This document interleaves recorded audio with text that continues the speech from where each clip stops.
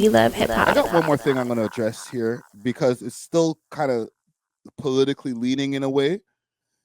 But I seen a statistic here that our gun violence and violent crimes have actually gone down. I might even say exponentially.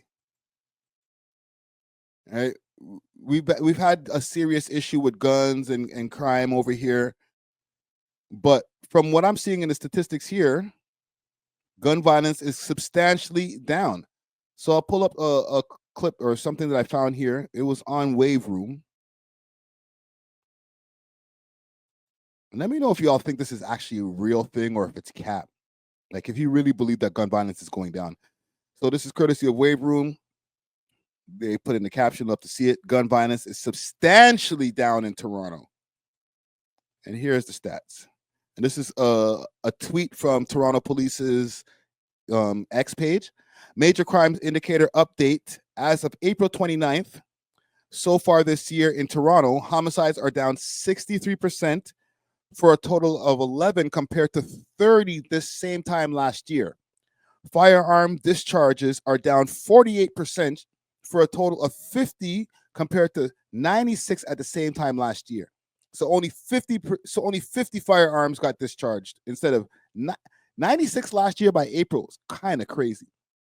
That's 96 like reported gunshots, reported ones, not the unreported ones though, obviously. And for this statistic here, 30 people were murdered by this time last year. It was pretty crazy. 2024 was a crazy year. Firearms charges are down 48%. Okay, we read that part. Shootings are down 18% for a total of 32 compared to 39 at the same time last year. That's not so crazy. That's not that much lower. But substantially, yeah, I can get substantially on that. If you take the homicide rate as well as the firearms discharge, I can give that substantial. The shootings being down, that's not that crazy. Like it's only 7 shootings down in comparison to last year. That's not something to stunt. That's nothing to write home about. But this right here, the 63%, 11 in comparison to 30, that's a good stat right there. That's 19 less murders that happened by this time last year. So what do y'all think in the comments right here? Like, is it? I've seen a couple of people saying, "Don't forget, summer's gonna be hot."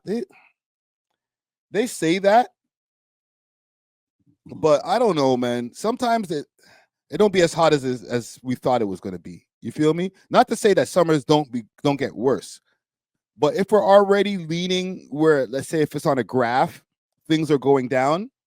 We're obviously going to see a little bit of a spike in the summertime, but if we can keep this trend going, that spike is not going to be as high as the spike in previous years.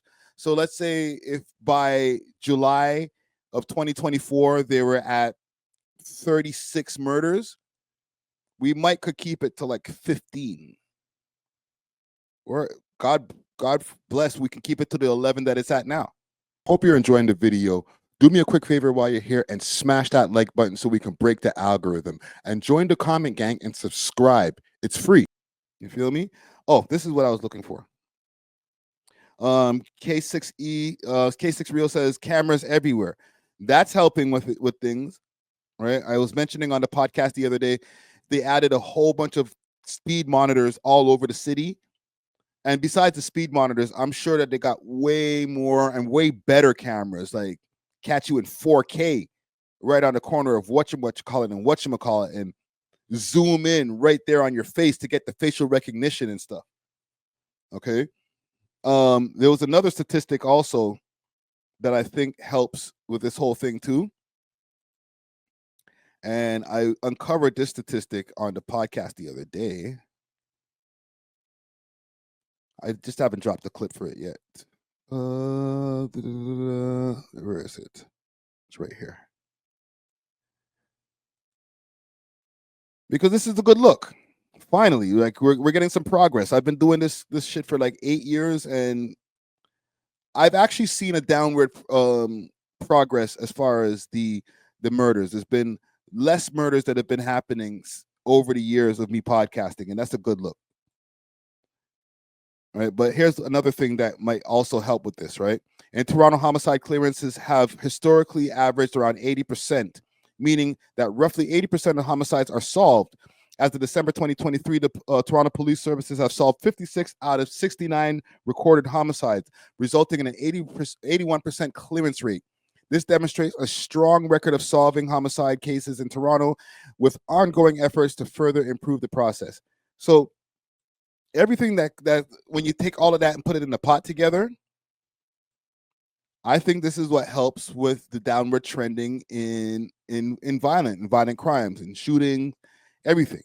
You know what I'm saying? The police is probably getting, dare I say, better at their job.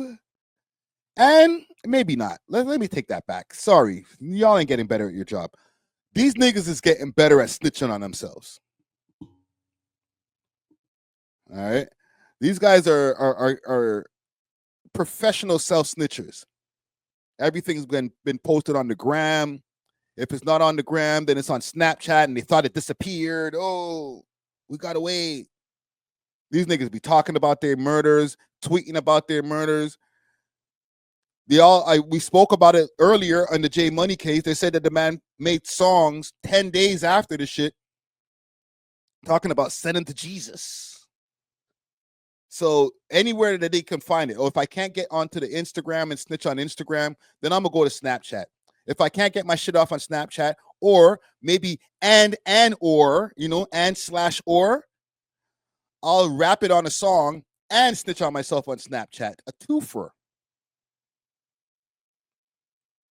So maybe the way that this downward trending in the shootings, the homicides, all that stuff, is because y'all got so good at self-snitching that now the cops don't even have to work hard.